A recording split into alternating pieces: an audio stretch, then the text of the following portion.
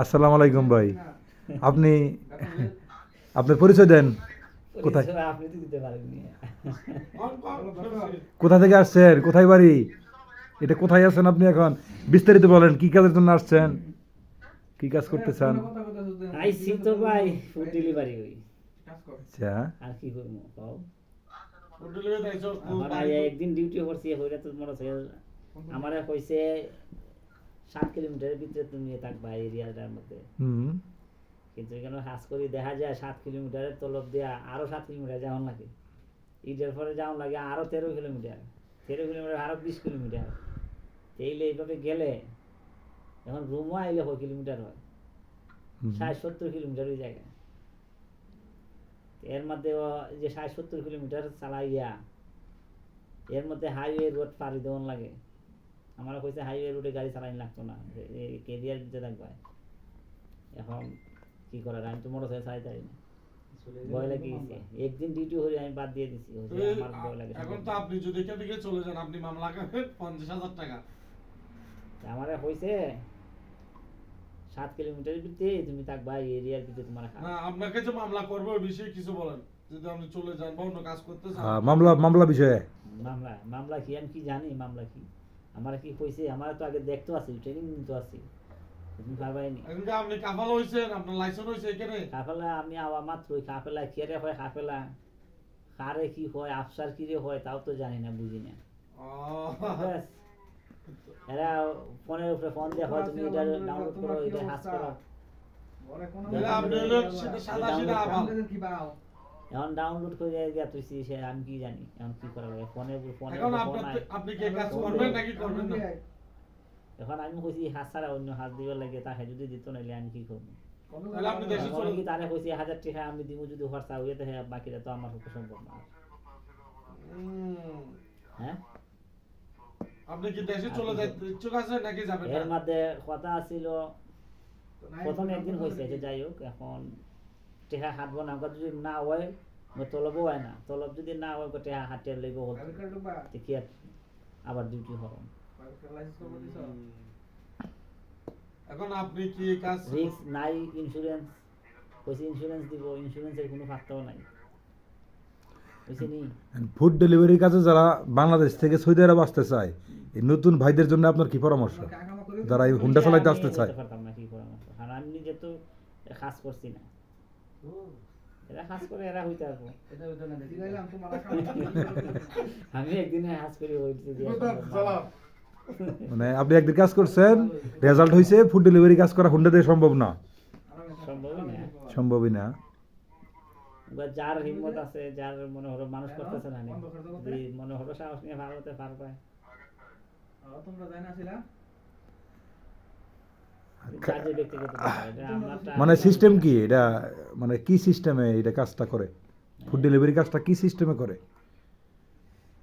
টার্গেটে করে না বেতনে করে, কেমনে কি, এই বিষয়টা যদি ক্লিয়ার করতেন।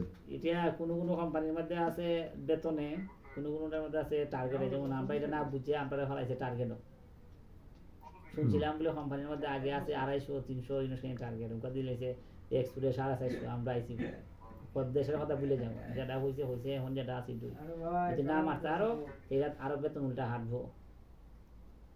এর মধ্যে হয় যদি না আরো হয় বেতন হাঁটবো, পাইমু 3 টাকা, হাঁটবো 16 টাকা না 4-5 টাকা পাইমু, হাঁটবো 16 টাকাতে, হাঁটলে পরে আমি গড়তে না আরো বেতন দেওয়ার লাগবো ঘুরে গিয়া, আর কি করবো? মানে থাকতে দিব, খাইতে দিব না, নাকি সিস্টেম কি? হ্যাঁ, খাওয়া নিজে টাকা তো সব খাই লাগে। আর খাবারগুলা কেমনে কি, কি কি খাচ্ছেন, কি খেয়ে বেঁচে আছেন? যার যেটা রুচি দিয়ে খাইবে, অসুবিধা, যার যেরকম সামর্থ্য আছে সেরকম খাইবে, সমস্যা তো নাই, নিজের টেয়া খাইবে, সমস্যা কি? সাগর ভাই, পাক করে খাইতে চাইছিলাম, কোম্পানির মধ্যে নাই গ্যাস, সাগর ভাই, গ্যাস মাত্র 26 টাকা হয়, এটা গ্যাস পর্যন্ত কিনতে পারে না। হ্যাঁ, যেমন পাক করবো ঘুরানো হোটেলে খাই দিতেছি, তাও যদি সুবিধা থাকতো যে না পাকটা করার সুবিধা আছে, তোমরা পাক করে খাও।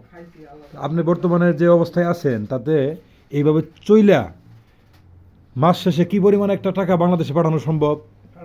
প্রবাসী ভাই হিসাবে যদি একটু পরামর্শ দিতেন ভাই, বড় ভাই এই পরামর্শটা দেন, কি পরিমাণ একটা ইনকাম আপনি দেশের বাড়িতে পাঠাতে পারবেন?